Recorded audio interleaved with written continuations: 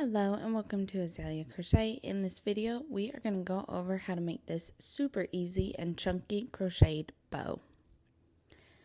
I'll be using a size number 6 super chunky yarn, in my case Lion Brand's Respun in Night Sky, and I'm going to use a 9mm crochet hook. Now I am using the Tunisian knit stitch, where generally you'd want a different crochet hook, but because we only have 6 loops for our stitch, we can just use our regular one. To get started, I'm of course going to make a slip stitch, assuming I can figure it out, and then I'm going to chain 6.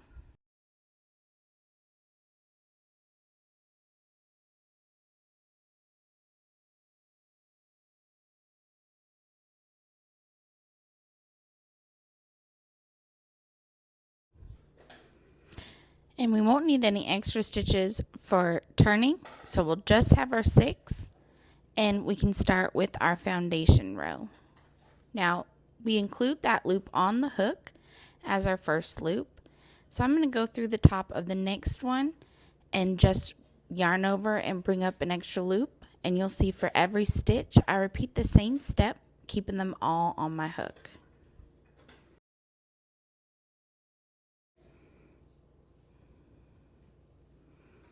Once we've completed this, we will complete the back pass, or return pass, I think it's properly called. Double checking in my 6 loops, I'm going to yarn over, pull through 1 loop, yarn over, and from here on out I will pull through 2 loops. And this will be the same steps we take after we complete the forward pass of every row. So again, we're going through 2 loops each time.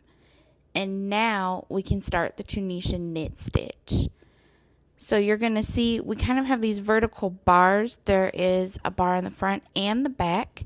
For the knit stitch, we're actually going to push our hook through that bar, yarn over, and bring up a loop. And again, we always leave it on our hook, and we will repeat this process all the way across. And this will be our Tunisian knit stitch.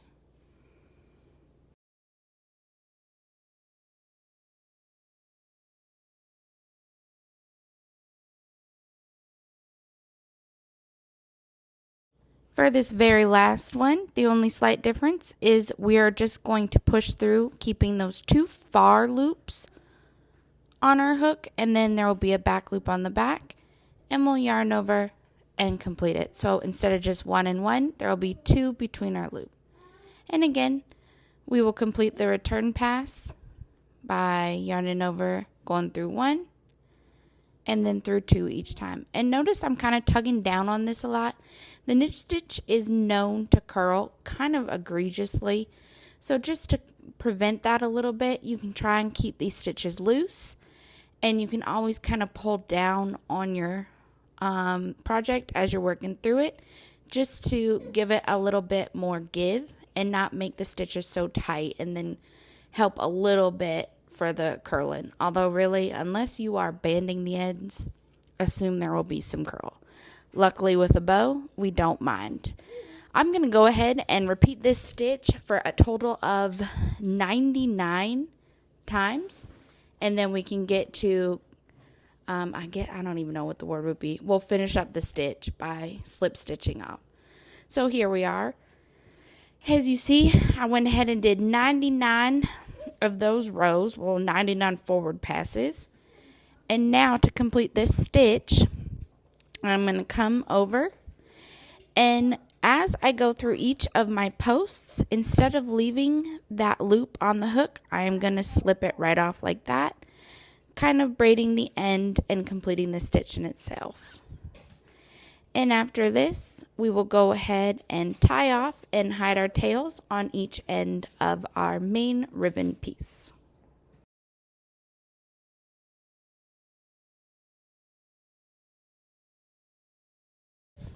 Now to get to the bow part. So this is surprisingly easy compared to what you might find if you Google how to tie a bow.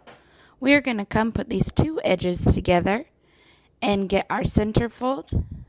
And then I'm basically going to pinch down and pinch to about where I want each of my loops to be. And from here you can kind of adjust this as you see fit. So notice I've gone down a little bit lower to see where I want my loops. Always make sure those ends are still matching. And with a new tail, we are going to go ahead and sew this guy together. First, we're going to pinch right where we want those two to be. And I'm going to come back real quick, and just to kind of secure this, I don't know if it was out of habit or what, but I'm just going to make a lot of knots here. They're going to be hidden in the end. So, just so I don't want everything kind of sliding around, I tie up these tails, and then we can move to the next part. From here, I want to bring my middle, which I could have pinched that again to get the exact middle, but bring the middle down, and then you'll see I'm just going to almost in a clockwise fashion push up and through, making sure I'm in the middle there of that loop, and then push back. And that will make sense why I want to be in the middle and not towards the back in a moment. But again, going clockwise, we're going to come all the way through and back up. So generally, we kind of want our ribbon to have a forward looking appearance. And so you can see if I were to push this forward, bend it over, and then sew it down as well, instead of having something that you have to kind of position regularly, it will always position itself. And to do that, I'm going to come all the way back up. I'm going to go through the back of here and sew it down into this kind of center area, and then just cut all the way through once more. And that will give my bow a more forward-facing appearance and kind of style it a little bit better.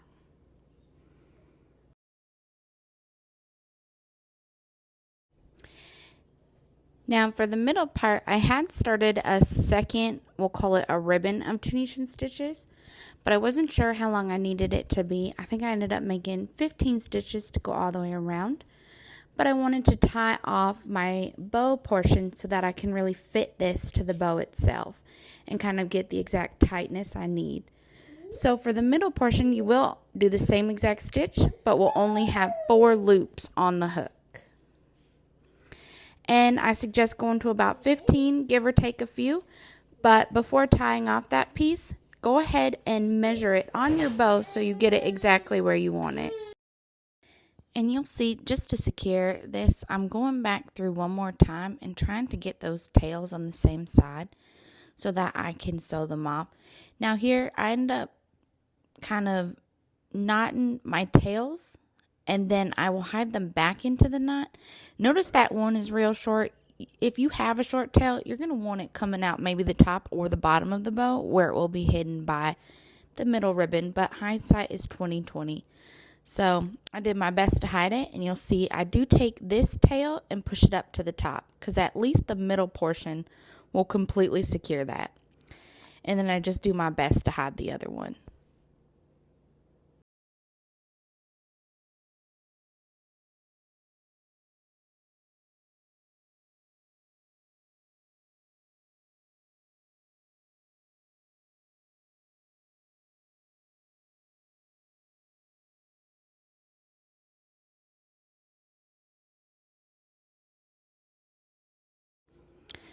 Alright, and now here I've done about anywhere from 15 to 16. I hadn't counted at the time, but I did several rows that brought me all the way to the back. And the reason I say about is because depending on how tight you want the middle ribbon to be, if you add a certain number of rows, you'll find yourself kind of going, checking, and deciding you may want to add or remove one. And that's basically what I do so that I can get my ribbon, if I can figure it out, to sit just above the front over the back. And that's how I'll know that I'll be able to bring my two pieces together. Now I do pull one more row because with the Tunisian stitch, technically it's a forward and back pass. your last row you need to add another one so that you can slip stitch off. So if I had made a measurement that was fit perfectly, I want to pull that row so that I can go ahead and do this last one to complete the ribbon.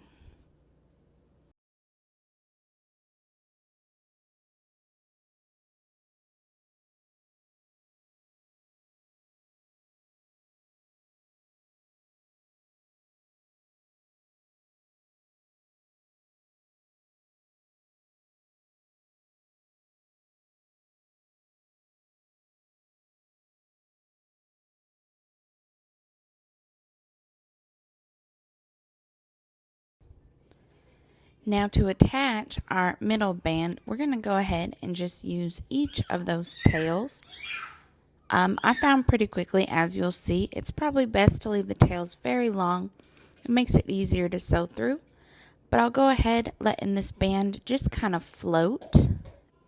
And by that, I mean that I haven't really attached it to the main part of the bow. I've just flipped it over from the front to the back, making sure the right side is facing out and just sewing the two edges together.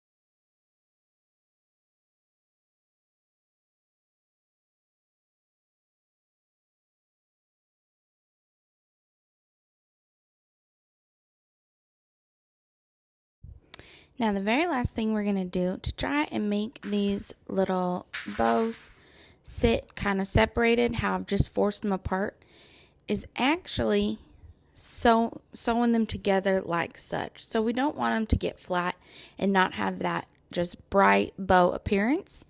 So if we pull these apart, what we can do is kind of pinch them. You'll see it's kind of tricky to get, but if I just go and pinch right there at the bottom of the top and the very top of the back part of the loop, I'm just going to put in a little stitch and run through a couple times and just secure it so that it does always appear to be a bow. And I'll go ahead and do that on both sides.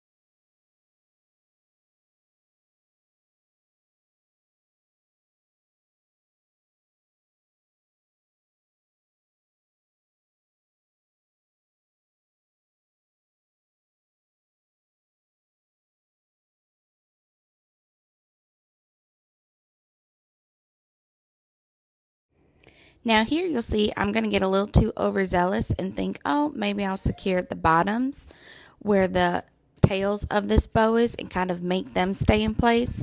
But when we watch me rip out this next kind of stitch, we'll see that it really kind of lost some of the shape of the bow and made it a little bit more stiff than I was really hoping it would do. So I do not suggest this part, but definitely add a couple small stitches to separate those bows. See, it actually kind of messed up the bow itself. Was not a fan.